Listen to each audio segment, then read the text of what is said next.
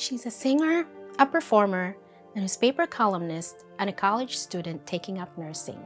But before I welcome her, I would like to remind all of you to please subscribe to our channel and click the bell icon so you don't miss any of our inspiring videos.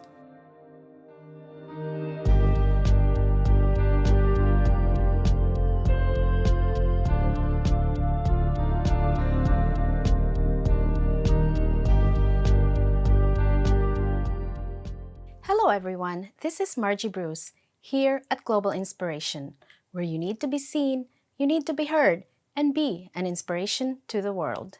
Ladies and gentlemen, our guest this week, please welcome Miss Kayla Tejero. Hi, Margie. Hello, everyone. Thank you so much for having me. It's my first time to be in an online interview like this, so I'm so honored and I'm so excited. I'd like to thank Tita Luisita Donna Thompson from Iowa for recommending me, and of course, Global Inspiration for having me here today. Oh, thank you so much for being here, Kayla. It's a pleasure. So let's start with where were you born and raised, and tell us a little bit about your family. Yeah, so I was born in Illinois and I've been living here since today. And I currently live in the west suburb of Montgomery. My family is comprised of myself. I'm the only child, along with my mom and my dad and my grandma. And I also have a dog named Rascal. And before I proceed to the next question, I just want to congratulate you for making the Dean's List for this last school year. Thank you so much. Yes, it was really difficult learning online, but I got through it. It was okay. All right, with that being said, my question to you is, with your background in history in the performing arts, why are you studying in the medical field? That is a great question. And I feel like a lot of people have asked me that question. Singing hasn't always been a strong passion of mine. And when I'm older, when I'm 80 years old or however long I live to be, I can still imagine myself still singing. And I chose to pursue nursing because I want a career that focuses on, helping people, especially during their most vulnerable time or moment in their life. And I want to be part of a team that helps restore their health and also be a major part of a patient's road to recovery. And out of all the members of the treatment team, while they are all very, very important, I believe that the nurse is the one who spends the most time with the patient during their 8-hour, 10-hour, or 12-hour shift. And I really value the patient nurse interaction and building a strong, trusting relationship, not only with my patients, but also with their family members. And when I become a nurse, I know that I am not only there to take care of the physical health of patients, but also to provide a care that is in a holistic manner, which tends to other aspects of a patient's health, such as their emotional, spiritual, as well as their mental needs. That is a great reason. So, as a performer, what would you consider your most memorable performance? Throughout the 10 years of my singing career, I have performed in front of the Philippine Vice President, Lenny Robredo. I have been the opening act for Filipino artists such as Inigo Pascual, Piolo Pascual, Pops Fernandez, and Martin Rivera. And of course, I have performed alongside many local talents located here in Chicago. But I would have to say that the most memorable performance for me would have to be my first performance. And it was so memorable because I actually forgot the cue as to when to start my song. And I also forgot the lyrics. And I just remember feeling so nervous, so anxious that I ran off the stage. I ran to my dad and I was like, "Dad, please help me." And he hugged me and he said, "You know what? It's okay. We're going to go back up there. We're going to restart the song and it's going to be all right." And nevertheless, I got back up on stage. I shook off my nerves and I performed the song without any mistakes.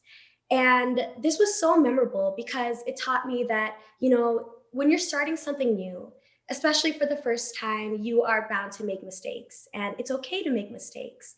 And it allows for an opportunity to learn something. So hopefully, if you're placed in the same situation, you're not going to make the same mistake again.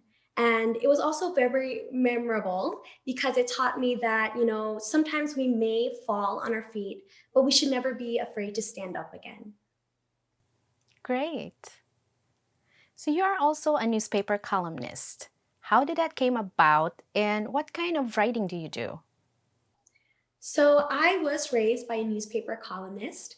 My dad started writing when I was born in 2001.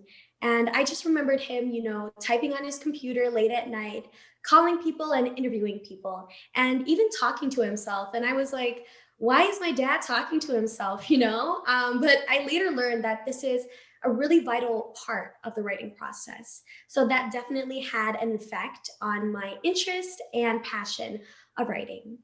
And there is a Filipino American organization here in Chicago that hosts a annual essay writing contest for high schoolers. And before COVID hit, I would join each year. And I'm so humbled to share that I placed in the top five for each year that I joined. So again, that was another factor that definitely played a role in my passion for writing. And in 2018, the Via Times News Magazine was looking for a column that focuses on youth empowerment. So, with the help of my dad, I was able to start my column, which is Young Philams on Campus, which focuses on four college Filipino American students each month. And my column allows these college students to share their dreams, their hopes and aspirations, and just in general, what they hope to accomplish after graduation. And there is a song, The Greatest Love of All by Whitney Houston. And the first line is, I believe the children are our future. And I strongly agree with this song lyric because, the children are our future. These are people who are going to have a major role, myself included, in society, in future society. So I think it's really important that we give them a platform and an opportunity to, voice their dreams and allow them to have that voice. And I really encourage my fellow youth to be active in their community and again, to not be afraid to let their voice be heard.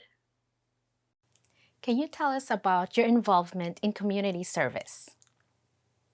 So I love giving back to the community, and it's one thing that my parents have taught me since I've learned the word giving back. I am a singer and performer, and I grace various community events and perform for free. I share my talent as well as my time, and most of my performances are volunteer based. I always tell people that we can give something to our community, and it doesn't matter if it's your time, your money, other material things, or in my case, my talent. And I have been performing in charitable events for about 10 years now, ever since I started my singing career. And I remembered I performed in Wisconsin for the group Pamana about 5 years ago. So, in general, I am really looking forward to performing for more events and organizations in the near future. Wonderful. So Thank you. out of the many awards you've received, both for community service and academic scholarships, which one is the most important to you and why? I have received a lot of events for my singing and community involvement, and I sincerely thank the community for the appreciation and the recognition of what I do with my talent of singing. I have a large curio in my house, it's like a glass curio. And, in that curio, there's a lot of trophies, all the medals I've earned, certificates, plaques, and whatnot from all of my performances. And it's so humbling to look at that curio and recall every good memory of, how I got those and looking forward to more in the future. But the most significant award that I have received in my life up to this day were the scholarship grants or academic awards that are playing a major role in helping me get through my college years and journey. And I'm so blessed to be a recipient of scholarship grants from two very prestigious organizations, the Asian Pacific Islander American Scholarship, as well as the Albert Zari Scholarship Fund. These were very highly competitive. More than 6,000 applicants applied for each of these scholarship awards. But these two scholarship grants combined have a total of $40,000 for 4 years, added to my $60,000 scholarship from my school, Aurora University. And, I have friends who are telling me, Kayla, I'm working a full time job, I'm working 40 hours during the week to pay for my school on top of studying, on top of maintaining a work life balance. Or some people are telling me, I've had to take out this amount of loan to pay for my school. But it's so overwhelming in general to think about other college students who are taking the loans or again paying out of pocket for their college. But here I am, so blessed and so humbled for all these scholarship grants that I worked hard to get through merit. And I thank my parents for all the support, the unconditional love they've given me throughout the years. And everything I do is for them. And at the end of the day, I really just want to make them proud and show them that this is the young woman that they've raised to be. Congratulations. Well deserved, I'm sure. And I'm sure your parents are very proud of you. Thank you. So, for such a young person, your list of accomplishments is pretty long and impressive. So, what would you consider your greatest achievement so far?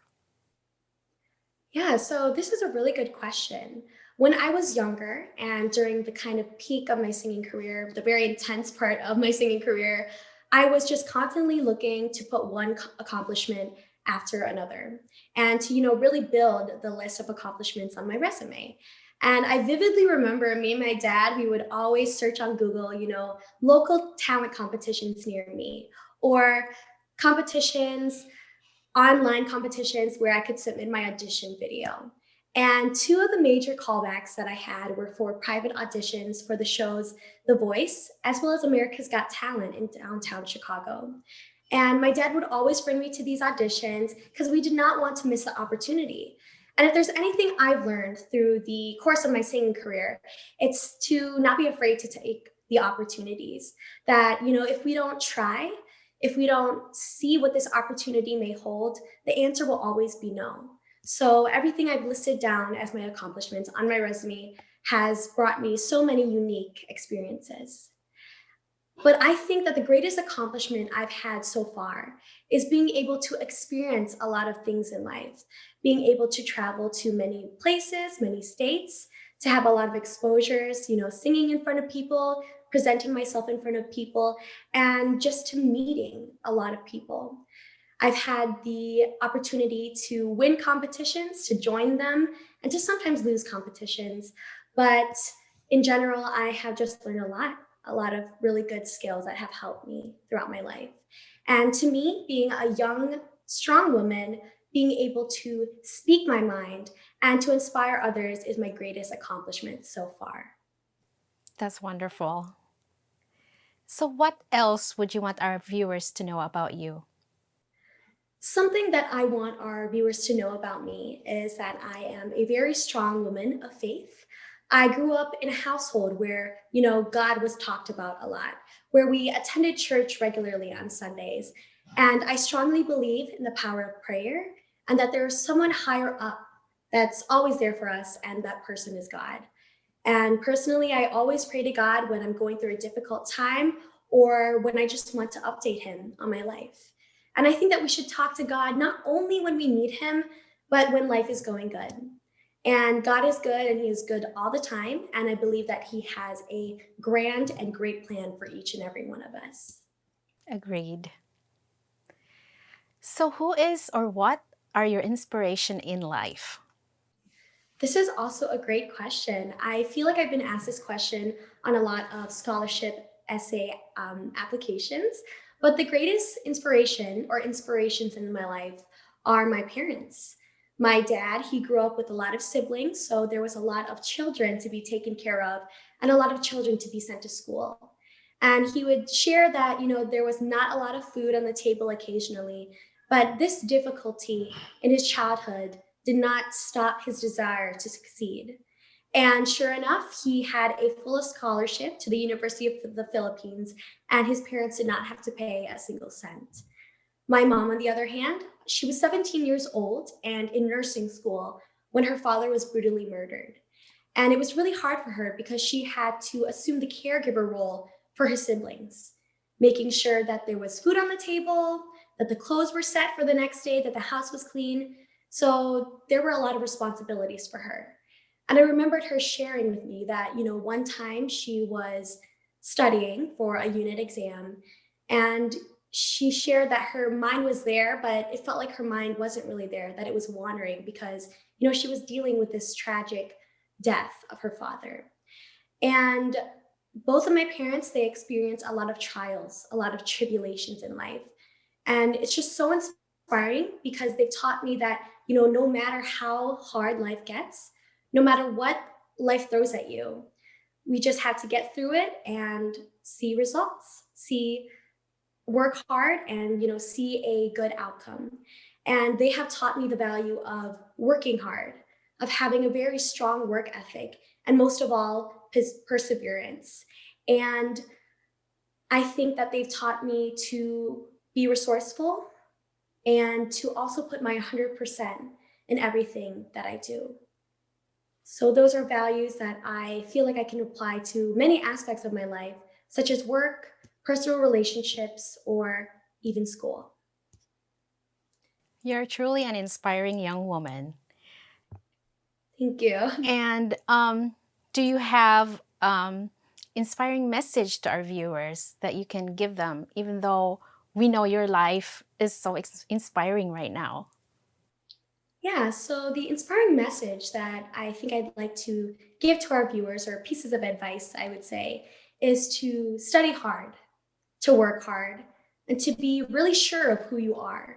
And if there's anything I've learned in the just 20 years of my life, and don't get me wrong, I am so young, I have so much to learn still. It's that a career is not going to decide one day to get up and leave you. And I think it's really important to prioritize what's in your head, the knowledge and the intelligence that you have, as well as what's in your heart. How you treat people and the legacy that you leave on others around you. And, people are not going to remember how big your house was, how or what car that you drove, or the designer shoes that you wore. They're going to remember how you treated them and what you accomplished or achieved in your lifetime. And I strongly believe that it's so incredibly important to be sure of who you are, like I mentioned before.